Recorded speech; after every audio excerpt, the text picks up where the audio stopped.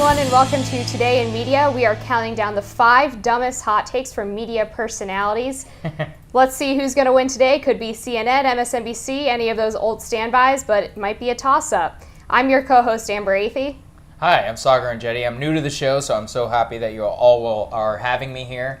We're going to start off with Chuck Todd questioning Senator Tim Kaine on the Democratic health care bill. And there were some really hard-hitting questions that Chuck decided to throw in there. I get that, and it sounds like an interesting potential stopgap. But you claim no new taxes at all. You can't tell me this doesn't add to the taxpayers' bill at all. Are you really telling me you're proposing this? It will cover more people and not cost the American government any more money? Yes. I mean, do you understand why that sounds like too good to be true, sir? I understand that you're a smart journalist, and that's a really good question to ask me, but let me give you the answer. We would leave in place the existing network of taxes and subsidies for individuals whose incomes are low. That all stays in place and it doesn't change. But by creating a lower cost option, if people choose it, they'll save money, and that will actually save money on the subsidies that have to be paid. Wow, that is some hardcore grilling right there. Let's compare that to how MSNBC talked to Republican congressmen about their health plans. You know, how do you know if it's going to increase the debt or not if the CBO hasn't scored it? How do you know that this is going to get more people insured? You know, actual real questions about the bill. Yeah, what you would see is be like, well, actually the bipartisan, in reality, left-leaning think tank says that this will expand the deficit by $9 trillion. Like, do you personally not care about children, Congressman? That's how most of these interviews go. So what you saw there was implicit bias within the questions, in which they don't grill these people because they fundamentally agree with the premise that everybody should get health care, right, Amber? Yes, and I'm really hoping that Jimmy Kimmel has a segment tonight where he cries thanking Senator Tim Kaine for his wonderful health plan. Right. That would just really and just be, propose, yes. like, he's like, it's just so good to be true. But don't worry, Jimmy tells us that he doesn't enjoy doing this. He obviously doesn't. He hates it, and he hates it when Chuck Schumer feeds him talking points. Drives him nuts. All right, what's up next? All right, so we are moving on to number 4. A CNN reporter on Twitter kind of mocked Donald Trump helping Senator Mitch McConnell up the stairs. But I guess what she forgot is that Mitch McConnell had polio as a child, so he kind of has a hard time getting upstairs. That's not a good look. No. Yeah. Basically, what you see here is what I like to recall, which is that most reporters literally don't know anything about the subjects or the people that they cover. Well, this reminds me of one of my favorite anecdotes from the entire campaign, which is during the transition, whenever somebody sent out a request to the White House pool, and they said, "Who is this figure who had just walked in?" It was Dan Quayle, former Vice President Dan Quayle. So the lead political reporters in this country, tasked with bringing you the news about all of these people, did not know who the former Vice President of the United States was. It's absolutely shocking, and it shows you how dumb most of them are. But so next we're going to go to Rob Reiner. So a lot of you might know Rob Reiner. He's a social justice warrior who's out there. He's been beating the war drum against cigarettes for years and years and years. But turns out that Rob's friend, Harvey Weinstein, is a sexual pervert and a possible rapist. The problem, though, is that Rob refused to condemn him when he was on Joe Scarborough's show earlier today, and so that's what we have for you. Here's the thing. Harvey Weinstein's disgusting. Let's just say that. But Fox News had that. Clarence Thomas. But are we sort of taking No, the veil? I think what we're doing now is it's lifted this thing and put it front and center in a big way. This to me is the biggest problem. Women have a hard time. They're either not believed, they say they asked for it, or they're punished.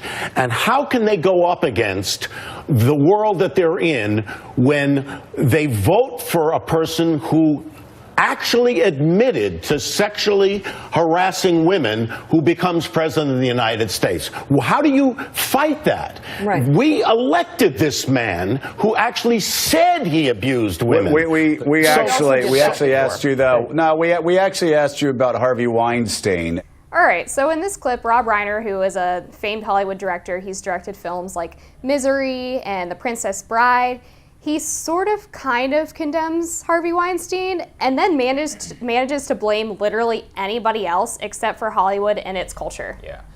This is again the same. It's a tired Hollywood shtick. Is that they don't call out their own. When one of their own is revealed for the disgusting pig that Harvey Weinstein is, then they pivot to their favorite punching bag, which is Donald Trump. Right, so that's what the entire Academy Awards show, in which these people deliver these sanctimonious speeches against the president, and at the same time, the guy who is sitting in their midst is the biggest, like sexual pervert of all, and has abused half of the women in the room, and you hear nothing. Yeah, it's so disturbing to me that Hollywood wants to play moral compass of America and sit here and lecture people about healthcare and Trump's alleged sexual harassment of women and even gun control. And yet they're sitting here creating this culture where hundreds or dozens, probably hundreds of women are unable to call out a sexual accuser for decades. Literally decades. And have you seen some of the stories out there?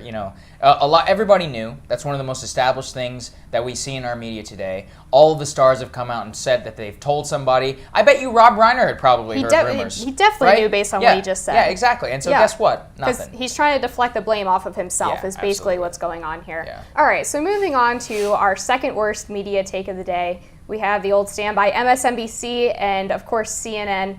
Were relegated to the back of the presser yesterday with the Greek Prime Minister. And CNN political analyst Brian Karem was really, really upset.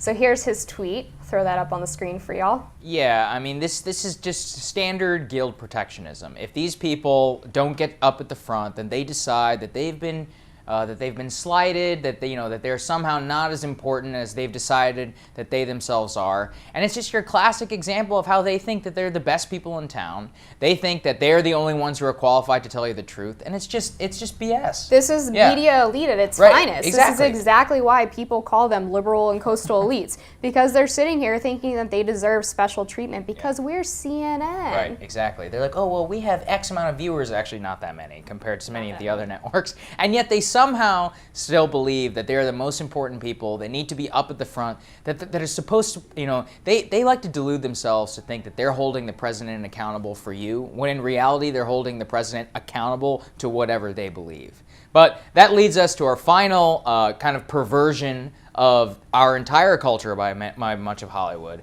and that is this horrific take that MSNBC anchor Stephanie Ruhle allowed to pass by on her network from Hugh Hefner's son. So, and his claim that Hefner was actually what was the quote? Let's find out.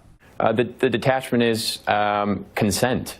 When I take a step back and look at my dad's life and other people's lives that have lived a healthy attitude when it's come to sex, it really comes down to individuals who are consenting in front of or behind closed doors.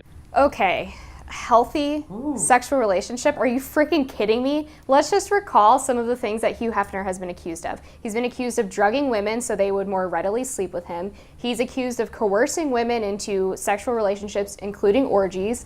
He is accused of physically and mentally abusing the women who lived in the Playboy Mansion, and some have even accused him of rape. But yes, healthy sexual relationships. And this is from Stephanie Ruhle, who calls herself a feminist and claims to be in favor of women's rights, and yet she's allowing Hugh Hefner's son to push this bogus narrative. It's disgusting to me. Yeah, nobody has created the objectification and the normalization of this model-like culture of women more than Playboy and Hugh Hefner. It's just like Amber talked about. This guy was, he was probably a sexual pervert. He might have been a sexual predator, and at the end of the day, he's responsible for much of this, the sexual culture that we see around us. He was a product of his times. He took it way too far beyond its logical extreme, and at the end of the day, we're probably worse off for having him in our culture. Yeah, this is about his time on this earth was about women using their bodies to get ahead. And that's part of the culture that's rooted in Hollywood, where women now apparently have to